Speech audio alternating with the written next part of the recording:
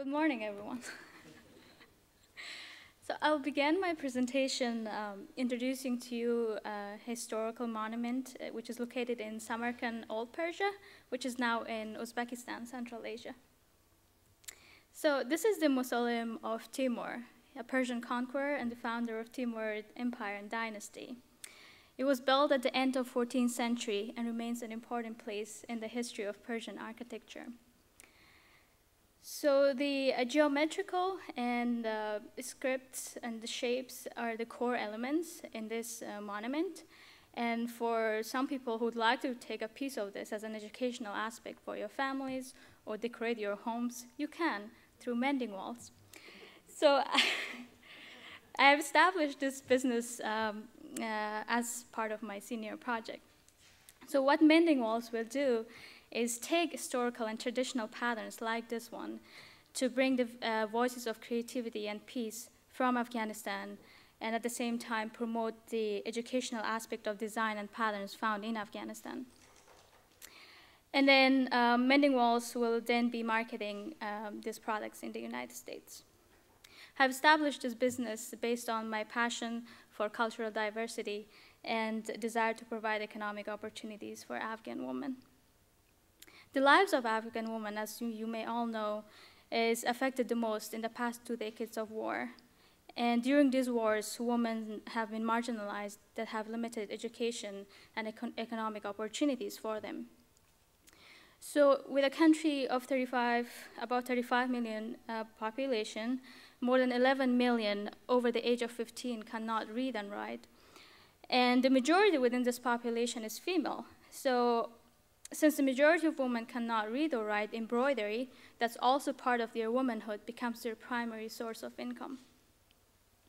And this is where mending walls will support the talents of this woman, provide economic opportunities, and spread the message of peace and creativity, unlike the known wars. So in the fall 2009, I had the opportunity to do a residency project, a term-long research project about handicrafts market in Afghanistan and the United States. I visited Kabul for a month and connected with retailers that working in this market and Afghan embroiderers and organizations.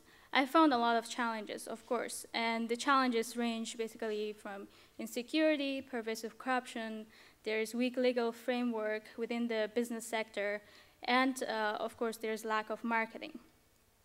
But looking into the talents of this woman and what they are capable of doing, there is opportunities in the market to really support their talent. So this is where mending walls came to be, but most importantly, through my previous life experience. So I lived 5 years of my life in Karachi, Pakistan. I spent most of the time working in many factories. As a young person, all the industrial processes seemed overwhelming and unpleasant to me because of bad practices and fast-paced production. When my family and I returned back to Afghanistan in 2003, I had the opportunity to receive a scholarship to study in one of the United World Colleges in India. While in India, I envisioned going for either women's studies or human studies. After India, I took a gap year before coming to COA. I stayed in Afghanistan and worked in one of the biggest telecommunication company as a sales analyst. And that's when I realized and got interested in business, and I saw how everyone's life is touched by business and how business can have a positive impact despite its perceived bad practices.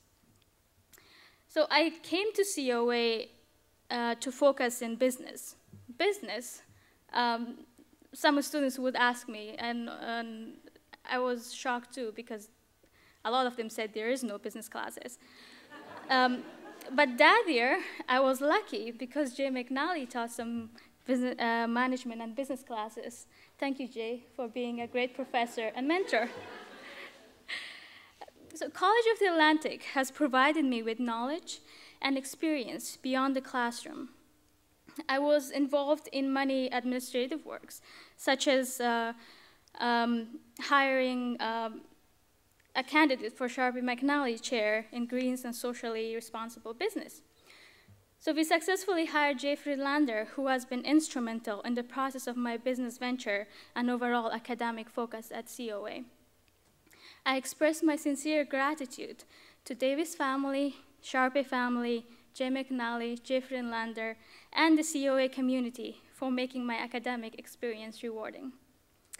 I can assure you that your investment of time, dedication, and money in my academic and personal career will cultivate a great dividend that cannot be mentioned in dollars and cents.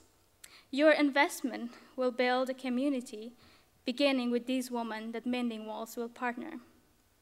So next year, I will be part of the COA community, further developing this business plan, and also working for Handy Griffiths. And so this will, working on this business will continue at least for a year or two and see how it all goes. And this will happen through the initial funding I received through the hatchery program. Thank you all for coming. And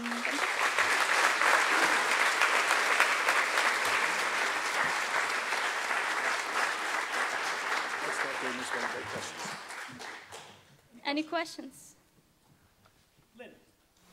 Nafisa, this project is so interesting, but could you also tell us about your summer project for Davis Projects for Peace? Okay. Lynn is asking me to talk a little bit about my summer projects this summer. So I will be, I've received a Davis Project for Peace Award, which I'll be working on a dump site in my community.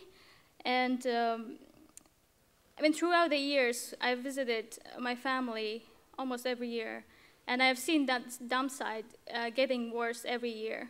So I decided to apply for,